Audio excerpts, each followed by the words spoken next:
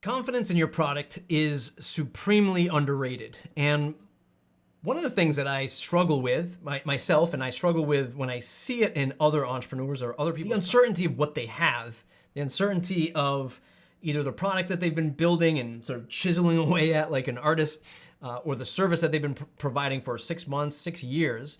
Oftentimes people they don't feel or express or display a particular confidence factor in what they have. And one of the things that I've talked about before in terms of either negotiating with a customer or a client, or marketing or branding your position in a market, is feeling like what you have can solve somebody's problem and being confident around that, which sounds so obvious, but sometimes we build things that we just don't feel like we're missing the mark a little bit. So we shy away from really, pushing ourselves to the front of the line, for lack of a better analogy, is in getting out in front of people and say, look what I have. Like, what I have can solve your problem.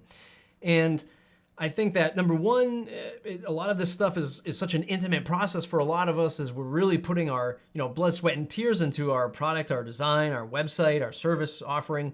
So we are afraid to get rejected.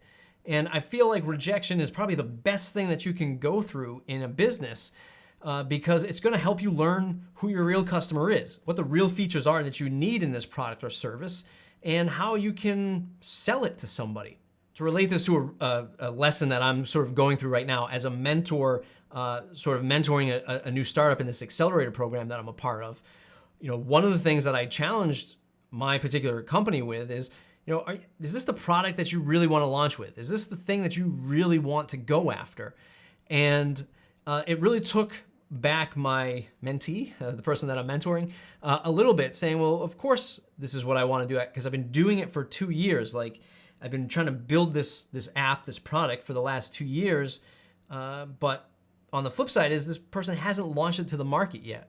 And when I talked to him about the product side of what he's building, it was something that started out as like this hobby, as like a side passionish project. But when he talks about it, he doesn't really get fired up about it. He doesn't really get super inspired by the product that he's building. But when we talk about the technology that he's using, the actual, making the sausage part, building the app, using the technology, leveraging Amazon Web Services, when he starts talking about all of that infrastructure around the product, he is on another level, right? So when he's talking about, the product that he's building, he's at like a 2. When he starts talking about him building it, like what he's going through, picking technologies and coding it, he's like a 12. So I took a step back and I said, well, look how passionate you get about this technology piece. Maybe you shouldn't be going to the end user with this product, but maybe going to the business that has all of these end users and selling it to them, being the technology behind it and offering up the technology to other people that need it, and just be excited about that. If I were to relate this to my own products, right? When I first launched Conductor, it's a query and display plugin for WordPress, 3 or 4 years ago, people were like, I don't get it. We don't understand what this is all about. And then sort of the WordPress customizer came along and people started to see the light a little bit, but they just hated the WordPress customizer. And then page builders came along and people were like, oh my God, I'm going after page builders. Now Gutenberg's back, or here, and people are talking about blocks. And what we were doing with Conductor and displaying content in blocks is exactly what Gutenberg is doing and will be doing in the near future. So there's a rekindled hope for that product.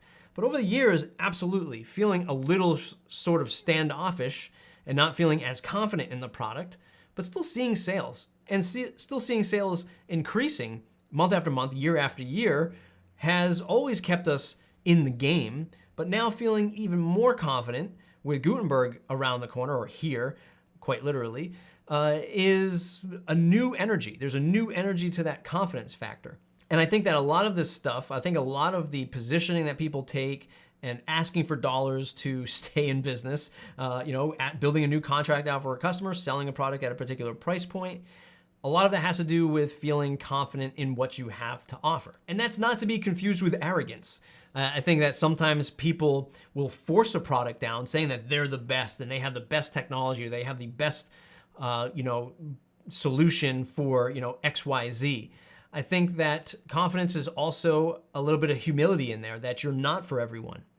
And that, you don't dismantle your competition and disparage them and put them down, because what you might be doing is insulting a potential customer, or at least somebody that might refer you and say, hey, I was a better fit for their competition, but you might be a perfect fit for their product. If you start to belittle the decision of going with somebody else because of, whatever it might be, maybe you're not confident in your product, so the best way out is to sort of bring down another product or another service.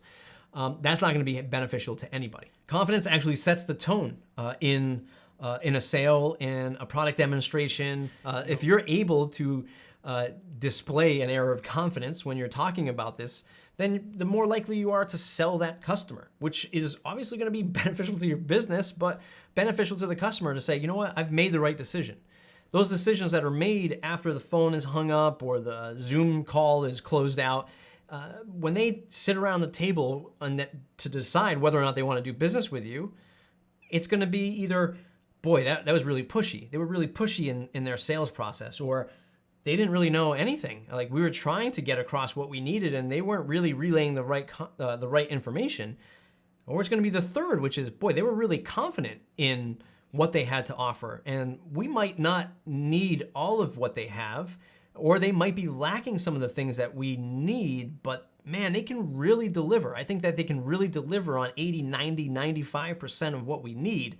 And that confidence will really seal the deal in most cases. The question is always, how do I get started? How do I charge money? It's confidence in what you can offer and finding the right customer fit for that. So I think a lot of the time people go out and they try to sell to everybody or to offer their products and services to everybody, which is a great fast track to understand who you can't serve and build the confidence. Getting rejected helps you build confidence, but you have to understand that rejection leads you to a different path, and hopefully that path is a new set of customers that will pay you for your products or services. And you have to feel like you are providing value, and you actually have to be providing value, by the way, in order to feel confident. So the best thing that you can do is provide a product or service that delivers on everything that you say it's going to deliver on to the right customer at a great price, so that they feel like, wow, this is amazing. I would pay for this again. They're going to love it. They're going to tell you that they love it. They're going to tell their friends and family that they love it. And that's going to be a confidence booster for you. You can maybe get a testimonial, maybe a video testimonial. You'll get reviews and recommendations. People tag you on Facebook. That's awesome. That's going to continue to build up that confidence. When people try to be like this, I'm out for the money. I'm doing this for the money. And well, what the heck? I built you a website super cheap. Why don't you recommend me? That's not delivering the same way. That's not delivering on the same value. And ultimately not building up your confidence in that you can provide a great product or service for somebody. I totally understand that confidence is difficult to build up, especially if this is your first go at something, if it's a whole new product market that you're going after. You really have to lead with some humility in some of your early stages of either selling to a company or a customer, or if you're looking for research, to research and develop a product, an idea, leading in and saying, look, I'm going to be super honest with you. I'm trying to build this new product out. I'm looking for a little bit of feedback. Will you take 5 minutes, maybe 10 minutes to either talk to me or take this survey? That's one great way to understand how it is that you pitch and present your product or idea. And that'll be a great way to really get that initial feedback, that real tactile feedback when somebody looks at you and says, I don't understand what you're talking. Like, what kind of product and service are you offering here? Or they start nodding their heads and they say, yeah, I totally get that. That's awesome. And even if they're not the right customer for you, even if they'll never buy from you, if they can understand what it is that you're pitching and that you're selling, they're more likely to recommend it to somebody else. I think a lot of the advice that we see, which is totally acceptable, by the way, is to really niche down and focus and find a real finite problem to solve for a particular customer.